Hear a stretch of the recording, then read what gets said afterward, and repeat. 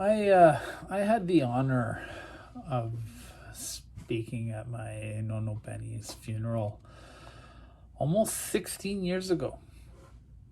It's hard to believe that it has been that long.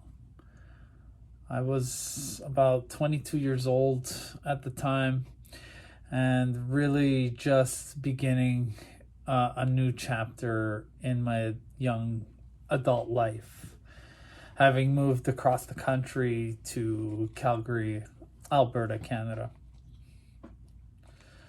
And as a young man, I just wanted to rise to that moment and do my grandfather justice and make him proud as I said a few words for him in front of all his family and friends who attended. Today I'm tasked with honoring my Nonno Benny's wife, my grandmother, my Nonna Josie.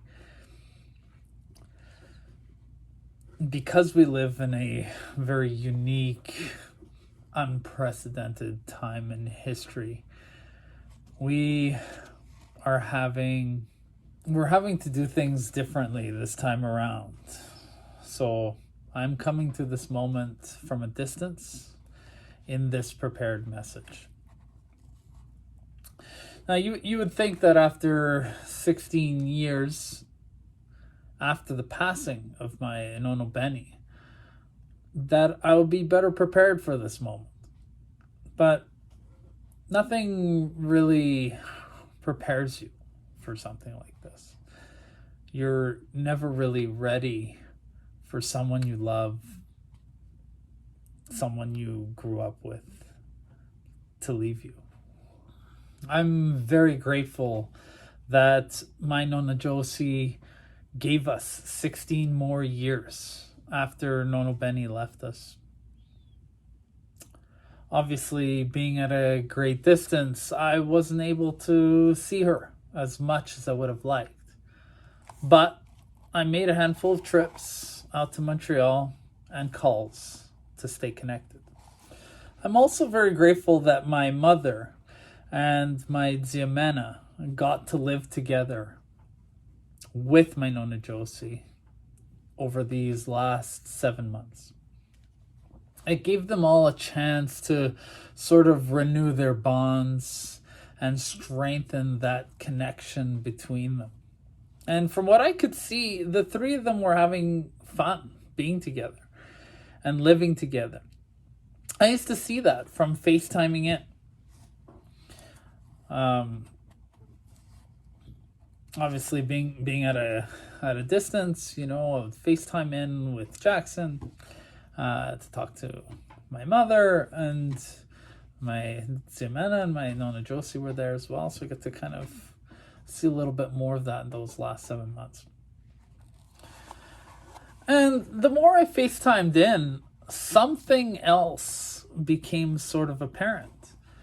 I began to notice a sort of a recurring theme in Nonna's wardrobe. It seemed that whenever I was calling in, Nonna seemed to be wearing a leopard print garment of some sort. And so I began to tease her a little bit. I said to her, Nonna, what's going on? Do you have a date or something? Every time I see you, you're getting your sexy on with this leopard print stuff that you're wearing. And it kept happening. I'd call in and see her in the background and say, Nonna, I feel like you're going out of your way to impress me now. Because I just kept seeing this, right? So for Christmas, I sent her a pair of soft, fuzzy slippers that were leopard print.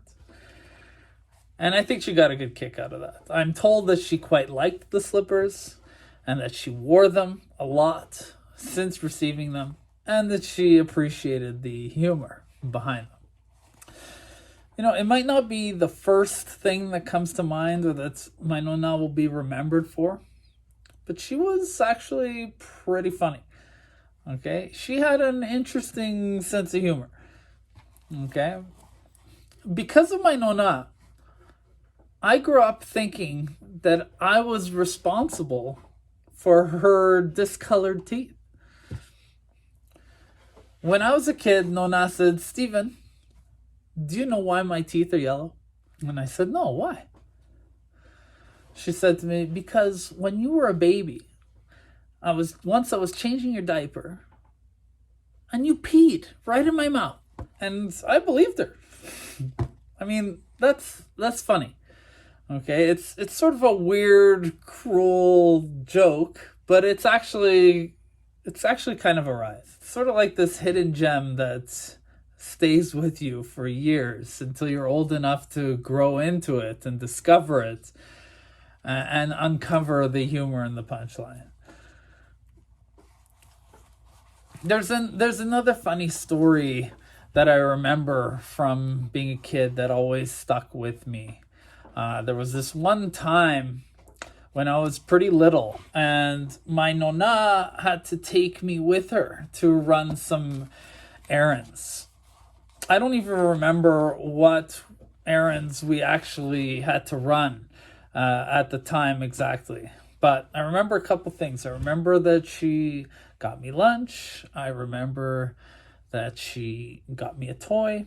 But the funny part that I remember was the two of us taking the city bus to get where we had to go. That experience on the bus stuck with me. I'm not really going to get into the details of what happened because I think that probably it might embarrass my Nonna for me to share it. But I don't need to get into it. I know that Nonna is listening right now and that she knows exactly what I'm talking about, and she's probably having a good laugh about it. So that can stay between the two of us, Nonna. That bus ride with Nonna will stay with me forever. I'll never forget it. Growing up, I've got lots of memories of our visits to Nonno and Nonna. You know, we used to visit every Sunday, and of course on holidays. Of course, this is an Italian family and an Italian Nonna. So if there were 10 or fewer people coming to dinner, Nonna was making dinner for 50. And she made everything, okay? 2 or 3 different kinds of pasta. She made the polpettes. She made potatoes. She made cotelettes, salads, and on and on and on, right? And she would always tell me the same thing. She would say, "Stephen, I made these just for you." And if I didn't have seconds or thirds, this would offend my Nonna. Even if I was eating at a slow to moderate pace, she would take that the wrong way. "What's the matter, Stephen? You're not hungry?" That's what she would say to me if I was literally not shoveling this thing and inhaling it. Of course, I always did have seconds and thirds because Nonna's cooking was a work of perfection every time. And keeping us fed and happy, you know, that's what Nonna did. That was her thing. There was always juice in the house. I swear, I never saw Nonno or Nonna ever drink a single sip of juice in my life. But they always had it. They always had juice in the house for me and my brother, mostly for him. I always drank water. But it was always there. They looked after us, right? They had what we needed just for us. At Christmas time, we always had to bring our pennies, okay? Because we would use these to play bingo. Okay, bingo, that was our thing that we did with Nonno and Nonna. I can't play bingo without thinking about Nonna. Okay, if I'm playing bingo and somebody calls out B4, I can't not hear Nonna's voice follow up with "and after." Before and after. It goes without saying, but I'm going to miss my Nonna. You know, no matter how old she was or how long she's been battling with her health issues. You know, it's never something you're really prepared for. It's never something that you really expect. It's a surreal feeling, you know. But in all the despair, you know, I take great joy in knowing that now she's going to be reunited with my Nonno Benny. He's been waiting a long time. She's been waiting a long time. It's been 16 years. And they're finally going to be reunited. They finally are reunited. Now they get to be together in peace and in love. They're together with God now. Okay, these two wonderful, beautiful people who are responsible for giving us my mother, who is the greatest woman I've ever known. These two people, they get to be together with God, and that's beautiful, and I'm grateful for that. So, Nonna, I love you. I miss you. God bless you.